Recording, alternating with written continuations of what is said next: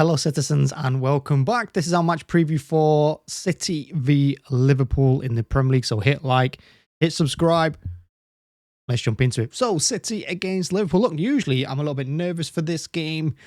You know, Liverpool, one of those very aggressive teams. They love to press. They love to counter-attack. You know, they can defend as well at times. They are a very dangerous team with a lot of quality up front, and they can hurt you in so many different ways, from set pieces, like I said, from counter-attacks, from open play. They can have that little bit of magic from any of their forwards, really. You know, Ekitike is a good player. Salah, of course, he's off it this season, but he still got it in there. His finish in one of the games, I can't remember which one it was, did a 3-2 game they lost. That was an unbelievable finish. That way, he took it with his left, smashed it with his right. And then, of course, Gakpo on the left-hand side. The only Liverpool player I have in my FPL team. So Liverpool can hurt you. They are a very, very dangerous team. But we can live with them this season. I think both teams are pretty much in the same spot. City a little bit better off. Liverpool went on that dreadful run of results, performances. I think they got let off a little bit by, was it Villa that they beat? I think Villa put in a hell of a performance against us, and then against them just kind of tailed off a little bit. So Liverpool, even though they've won a couple of games recently, I still don't think they're the Liverpool of last season. Or maybe they are. I think they cantered to last season so easily. Everyone was kind of believing in the hype a little bit and believing in the slot hype. And then this year, they find it a little bit more difficult because teams understand them a bit better and some teams are performing better. Because I think the whole Premier League has had a bit of a injection of quality this season, including with the teams that come up as well. They're much better than last season. United would have got relegated last year if the Premier League was, you know, this season and they were performing like that. But regardless, this is a Liverpool that can hurt you, but I still feel fairly nonchalant going into the game. I don't feel scared. I don't feel worried. I don't feel like we're going to get smashed 4-5-0. I feel like it's probably going to be quite an even game, and it's a case of whichever team takes its chances, particularly early on, will go on to win this one and will have more success. That being said, Pep, honestly, I have no idea what he's going to do. I'm not sure he does. You know, he talks about players like Cherki being special talent, which he is. I've already seen, I think he's got 6 goal contributions this season already, and he's not even really playing. He just comes off the bench every now and then. He's had a couple of starts. But otherwise, Pep has just favoured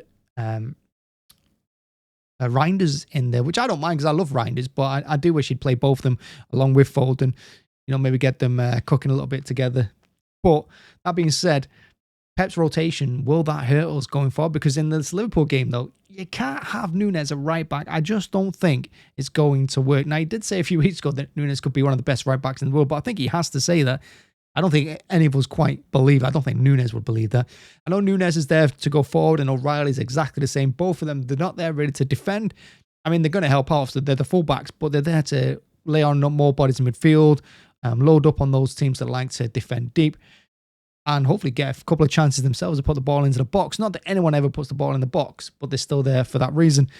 So O'Reilly and Núñez, he's probably going to go with, I'm not sure Núñez is the right place because Gakpo is so quick and strong, and he will just go past him time and time again. But that being said, at right back, the only one I'd like in there is Husanov, because that kid, he's got strength, he's got pace, and I don't think anything faces him either. He just looks like he doesn't care and that he will hurt you if he needs to. I love that about him. But if he's not fit, it's going to be Núñez, isn't it? And I said, O'Reilly, you can't really take him out of the team at the moment. I think the kid's flying. Honestly, I think he's come on the last couple of games. He's got that bit of confidence after getting his goal. And the last performance against Dortmund, I think he was fantastic as well. He should have had a couple of goals. In goal, Donnarumma, I think he showed up the whole defence. I think everyone feels a bit more confident in him. But crosses, he is a bit of a disaster. So hopefully we don't give too many set pieces away, because Liverpool have got some pretty big boys, especially in defence, who come up for corners and free kicks.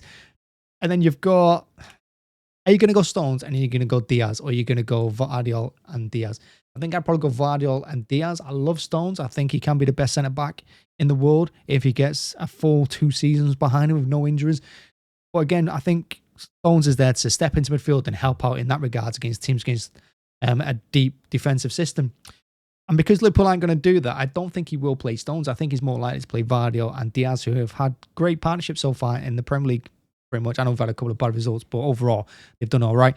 Midfield, he's not going to bring in Rodri. It's not the game for him. It's going to be Nico still in midfield. You know, he's doing okay. I do want him to do a little bit better, but, you know, giving him time, maybe he'll get there. And in midfield, that's where the battle's going to be won or lost. It's going to be there. I reckon Foden will start. Again, he was fantastic against Dortmund. If he takes in that performance against Liverpool, he'll be fantastic again and will be a very, very dangerous threat going forward. He's not going to start Cherki. I can't see it. I can see him bringing Bernardo back in there along with Foden on the right-hand side. More probably going to start with Savinho, Doku. If he brings in Bob in this one like he did against the Villa game, I think we're in for a pretty bad time, to be honest with you. I think Bob it's just a bit too predictable. He's always going to try and cut inside. He doesn't like going on the outside at all. And I think, it's probably going to be Robertson at left back, isn't it, for Liverpool, more than likely. So I think Savinho to give us that bit more unpredictability, some extra pace in there as well. Savinho doesn't mind coming back and defending. He does trap back.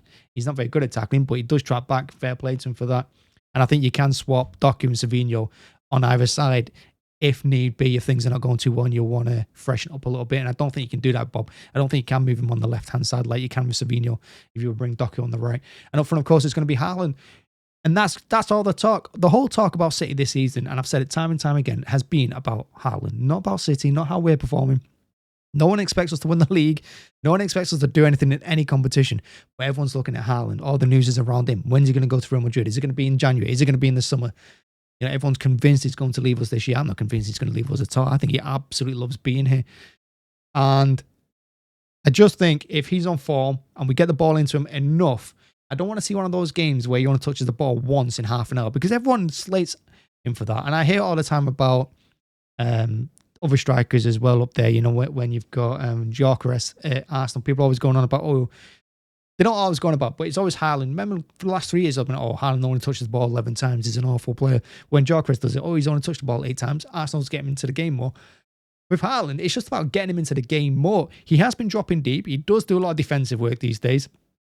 He does press more, and he does lead from the front like a proper leader should, because he has taken that role on quite well, to be honest with you. I'm really impressed with Haaland and his leadership, and I think Pep will be as well, and I think we're all happy about it, because I think that leadership role has given him a bit more of a motivation going forward, and you can see his anger and his hunger for more goals, and not just more goals, but to create more chances. That run he did the other game against, was it Bournemouth they did it, where he just barged through 4 players and then fed it to O'Reilly. It was Dortmund, I think it was, wasn't it? Things like that, which is Haaland's always been able to do, but now he's getting on the ball more often. You can see it. His passing, honestly, I really like his passing. His hold-up play is really good. His heading. I'm a big fan of Haaland. I really am, and I think he gets a lot of stick just for tapping the ball in the net, which is essentially what he's there to do anyway. I mean, that's his job, as Roy Keane would say. But I think his whole game is pretty good, and I think it is coming along each season that he's with us. And if we get the ball into him enough and quickly into that box and don't let that Liverpool defence settle, we'll hurt them. You saw it with Crystal Palace. Crystal Palace beat us in the FA Cup final. They did exactly the same thing to Liverpool a couple of weeks ago. They play fast football. They attack you with no nonsense football. It's just getting the ball up in 2 or 3 passes and whipping the ball in as soon as you can to Mateta. And that's what we need to do to Haaland. You do that, you're going to have a lot of success. Honestly, I can't believe we don't do it more often. And now we're getting more chances to counter-attack because teams are pressing up against us because they see our defence is kind of weak. It probably is, to be honest with you. It's not the strongest defense. But teams are not sitting as deep as they used to against us like they were last season or the season and seasons before that when Pep came. They are pushing further up to try and test our defense because they see Nunez as a weak link, they see O'Reilly as a weak link, and they see our defense overall is pretty slow. So they do challenge us quite a bit, and that gives Haaland the space into the opposition half to have the full length of the pitch to run at the goalkeeper. We've seen it a few times this season, and I think Liverpool will do the same for us. I think they like possession football. Slot likes his patient build-up play. Don't get me wrong, they will counter-attack on you if you give them the opportunity. But if you sit deep against them, they struggle to break teams down. That's their big issue, and that's the issue we had with Pep as well. We generally got the job done quite a lot. We've done it a lot better than Liverpool do on the slot. But they still do like possession football and do like to hold on to the ball. And I think as a team, we've learned to sit back every now and then.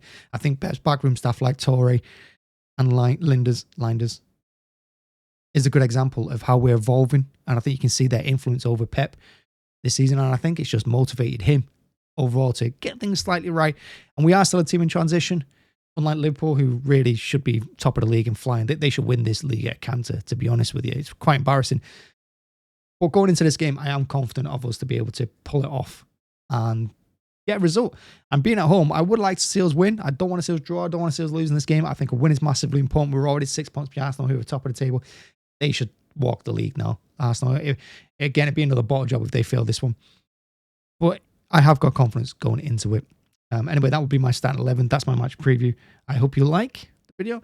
Hit like and subscribe. Definitely hit like. Honestly, really appreciate it. I appreciate you all.